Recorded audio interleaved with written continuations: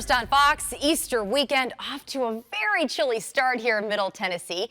Many of us probably had to kick on the heat last night or at least throw an extra blanket on the bed. It was just that cold. We begin Fox 17 News at 9 with breaking news. A death investigation underway in Wilson County after a pedestrian finds a body along Highway 231. This move by General Motors is truly unprecedented. In 50 years worth of negotiations with the UAW, they've never once cut off employees' health benefits. We are taking a live look over our nation's capital, where Democrats are once again calling for President Trump's tax returns to be made public. As tragedy strikes Sri Lanka this Easter, multiple explosions in churches and hotels kill at least 200 people all across the country. And as you can see around me, this community is still cleaning up more than a month later. This room that I'm standing in right now used to be a family's office. We have an update to breaking news that we first brought you on our Fox 17 News app and on fox17.com. Those missing kayakers out of Rutherford County have been found safe. Great news tonight. If you have a taste for bugs, take a look at this. A new restaurant opening up in South Africa, and on the menu, insects only. Ugh, I don't know about this. Fox 17 News continuing our code red weather alert tonight, as many communities right here in Middle Tennessee are still feeling the wrath of these severe storms. Lots of people, yes, still in the dark tonight. And Colleen, I think everyone's just ready for a break from all of these storms that just keep popping up. Yeah, it's all new Skywatch 17 forecast. Very important information there. Thank you, Colleen. First on Fox, an Antioch neighborhood says it is coming together like never before following yesterday's severe storms. Down trees, power outages, damage to homes and businesses. They're helping each other clean up all of the mess that's left behind. And Fox 17's AJ Abel explains how the damage is actually bringing this neighborhood closer together. I like that. Silver lining to the situation for sure. Well, let's take a look now at the widespread damage from last night's storm. At last check, at least 8,000 people were still without power throughout the area. Oh, they must be so hot because of these sticky conditions. Well, after those storms rolled in, Mother Nature brought real rainbows to the sky today. Just perfect for Nashville Pride. Despite weather delays and even evacuations for lightning, there was still a huge turnout for the parade and festival. Even strong storms not stopping anyone from celebrating how far the LGBTQ community has come and the hope they share for an even brighter future. And if you didn't make it out there today, don't worry. The 31st annual event continues tomorrow at Public Square Park from noon to 6 p.m. New details tonight on 2 drownings at Percy Priest Lake. We now know the name of the 21-year-old who died. Cameron Nelson of Memphis died after jumping off a cliff at Elm Hill Marina last night. Friends say he struggled to come back up. Crews found his body 3 hours later.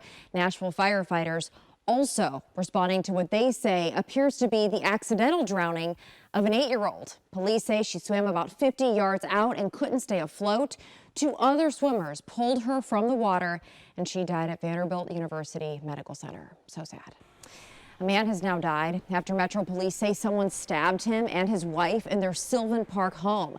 34-year-old Peter Boning is a person of interest in this case. Police say his car was parked outside the home with the doors open at the time of the stabbing. They are also looking for the victim's 2010 gray Toyota Camry with Tennessee tag NP5937.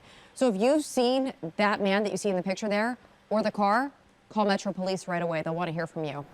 A jury has now found a Lawrence County man guilty of a brutal murder, beating his girlfriend to death with a claw hammer. Awful. Howard Jason Stewart found guilty of first-degree premeditated murder and the death of Barbara Harris back in 2017. The district attorney says he hopes this will bring some peace to the Harris family. It is not clear yet how much time Stewart will spend in prison. We are learning more tonight about an accused serial rapist here in Nashville, suspected of targeting 7 women. 20-year-old Willie Williams Jr. is wanted on aggravated rape, robbery, and attempted robbery charges. Police say many of his victims were escorts he met online. We're also learning he has an extensive criminal history. A TBI background check shows he's been arrested several times over the past 2 years, including robbery, probation violations, and drug charges.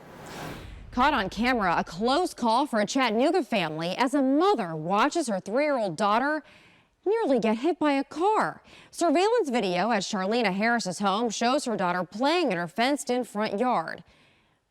Do you see that right there? That's when a car loses control and comes barreling toward the yard. Luckily, though, it hit another parked car out front, missing Harris's child. And the intersection in front of Harris's house has seen 3 crashes in just the last 6 months. So now neighbors are calling for a traffic light there. Sounds like they need it. Definitely don't blame them. Well, Fox 17 News has continuing coverage as we take a look at the real cost of Nashville's growth. Skyrocketing rent prices are forcing some small businesses out. Commercial gentrification also a concern for these owners. Ronnie Clarity has owned the Razor Sharp Barbershop off of Nolensville Pike for around 7 years now. This spring, his finances took a big hit when his building switched owners, and the rent jumped from $750 a month to $1,500 a month. Born and raised in this neighborhood, Ronnie says he's seeing too many people like him just get pushed out because of these skyrocketing prices. Despite the rising rent, Clarity has been able to keep his business open. Others in his same building, though, haven't been so lucky. Happening now, a popular pasta and ravioli shop is closing its doors in Germantown for the very last time. Lazzaroli's Pasta opened up in 2007, but now the store's owner is left searching for a new place to call home. That's because developers bought the property the restaurant is on, and going up in its place, new townhomes. But Lazzaroli's owner says he's sticking to his motto, when one door closes, another opens.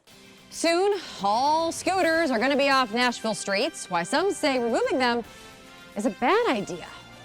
And researchers are working on a way for your home speaker to detect heart attacks, how that would work. For Marshall County High School students, these very halls are a painful reminder of a dark day. This was the door that the shooter entered. January 23rd, 2018. The morning was completely normal, and we were talking up and stuff like that happening, and we heard a loud bang. Senior Drew Coleman, one of the students in a part of the school known as the Commons, when the usually fun social place became horrifying. One of their very own turning a gun on his classmates, killing 2 15-year-olds, injuring 14 more. It was just a black figure. He had a hood on, and he was just looking down the barrel of the gun, just aiming real close to us. Drew says he and his friends took off, the voice inside his head the entire time. He taught me 3 things. It was first you run, and you hide, and you can't hide, you fight. So my instincts was to run. His father, Marshall County Sheriff's Deputy J.T. Coleman, among the first emergency responders to arrive at the school. It was horrible. It was really horrible. I mean, you just can't imagine. There was blood everywhere. There was kids everywhere. Deputy Coleman knew his son was safe. Drew called him from the woods behind the school while providing first aid to a student who got hit. I'm an Eagle Scout, so I was able to treat him for shock and stop his blood. Pretty proud of that, yeah. He doesn't think it's a big deal, but I thought it was a pretty big deal. Deputy Coleman, not the only one feeling a sense of pride in the shooting's wake. Marshall County Sheriff Kevin Byers and Marshall County School Superintendent Trent Levitt both went to Marshall County High School together, and together worked to help their alma mater move forward, safer and stronger. It was very personal to us, and to get the job done, and that's exactly what we're doing. We're trying to get the job done. Coming up with a new security plan this school year that includes reduced entry points, a no backpack policy, 4 additional school resource officers, mental health counselors, and 10 metal detectors. Plus, inside this boarded area, a brand new commons is underway. It's going to be a very new, fresh look to our school. Kids are very resilient, probably more so than the adults. It is a much-needed update, the school says, in the works well before the shooting, that now means something more. The school does plan to have a permanent memorial for the 2 victims inside the new Commons area. They're currently talking with the families to determine, though, what exactly that will look like. Scott and Stacy.